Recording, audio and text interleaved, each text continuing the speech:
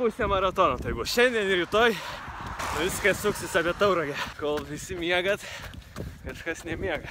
6:03 Tauragiai.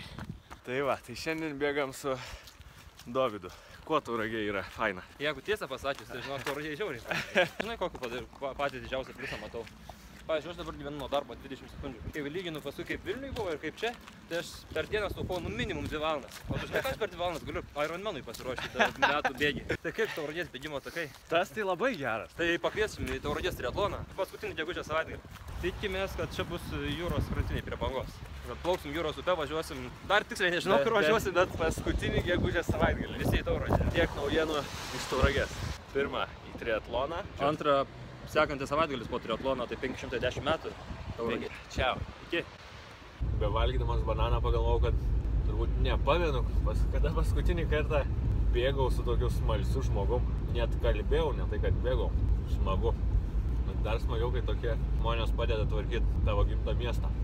Nes Dovydas yra Tauragės rajono mero patarėjas. Kaip sakė, gan keblu paaiškinti žmonėm, ką veikia mero patarėjas. Kas yra mero patarėjas? Vis tiek aš turiu daugiausiai dirbu, sakykime, su verslų, su investicijom, bandau turizmui kažkokias tai idėjas pageneruoti, tiesiog bandai suburti tos žmonės, žinai, kad iš tikrųjų ten kažką ir nuveikti. Ne, tu vis tiek kuruoji tam tikras sritis, tu nesi tas, kur ateina, sako, daryk taip ar taip, tu tas patarėjas. Bet vis tiek esi ten. Ne, bet taip, tu turi sritis kažkokias, taip. Ir tu tik tai jose žiūri, kad ką dabar būtų galima, kas gero. Taip. Jau viskas, jau grįžinėjau į kaimuką. Labai tikiausi, kad bus ko nors pusryčių. Šiandien cepelinai. Ingredientus turiu tau išvardinti. Kiauliena.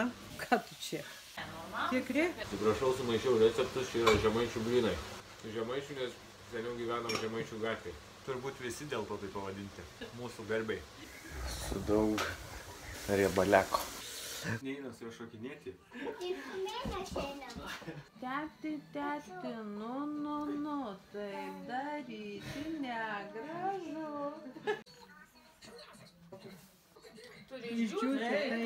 Aš jokių klausimų gyvenime nesu. Ar tu nebijai? Tai aš tada draugai sakau, jeigu tu nori tokį klausimą paklausti, gali manęs išvis nieko neklausti, nes aš jį neatsakinėjau.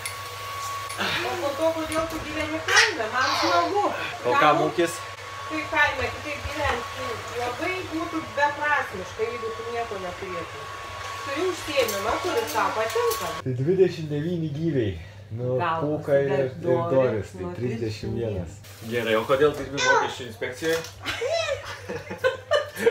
Stengiuosi, kad sąmoningi mokesčių mokėtojai būtų. O ką tai reiškia sąmoningi? Iš ko gyvena valstybė? Valstybė gyvena iš mokesčių. Kokius negražius žodžius iš B raidės? Santykiai internetu su sūnumi.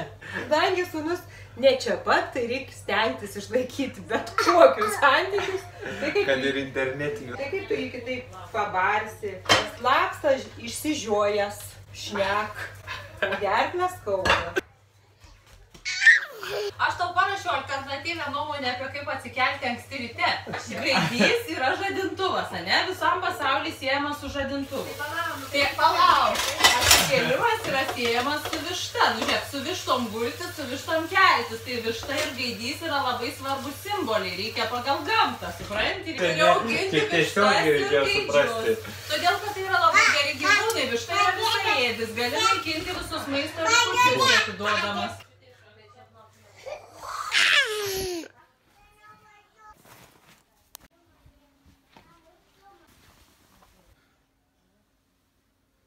Džiuoja mažė? Ate. Ai, geras šuo. Vieną čia sustabdai.